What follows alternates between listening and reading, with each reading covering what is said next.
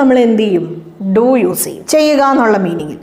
Did എവിടെ use ചെയ്യും? നമ്മുടെ ടെൻസ് പാസ്റ്റും നമ്മുടെ സബ്ജക്റ്റ് സിംഗുലർ ആയാലും കുഴപ്പമില്ല, പ്ലൂറൽ ആയാലും കുഴപ്പമില്ല, നമുക്ക് ഡിഡ് യൂസ് ചെയ്യാം. ഡീറ്റെയിൽഡ് ആയിട്ട് നമുക്ക് നോക്കാവേ. അതുപോലെ ഡസ് നമ്മൾ എവിടെ യൂസ് ചെയ്യും? നമ്മുടെ ടെൻസ് പ്രസൻറ്റ് ടെൻസ് ആയിരിക്കണം. സബ്ജക്റ്റ് സിംഗുലർ ആണെങ്കിൽ ചെയ്യുക എന്നുള്ള മീനിങ്ങിൽ നമ്മൾ ഏത് വേർഡ് യൂസ് ചെയ്യും? ഡു യൂസ് ചെയ്യും. മനസ്സിലായല്ലോ?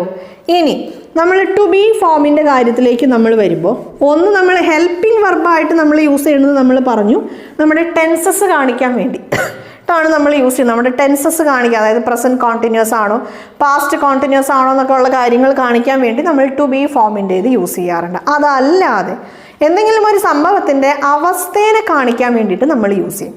ഷീ ഈസ് വെരി സ്മാർട്ട്, അല്ലേ? ഷീ ഈസ് വെരി സ്മാർട്ട് എന്ന് പറഞ്ഞാൽ എന്താണ്? അവൾ ഭയങ്കര സ്മാർട്ടായ ആളാണ്. അവളുടെ ഒരു അവസ്ഥയെ കുറിച്ചാണ് നമ്മൾ പറയുന്നത്. അവളുടെ ഒരു അവസ്ഥ അല്ലെങ്കിൽ അവളുടെ ഒരു ക്വാലിറ്റി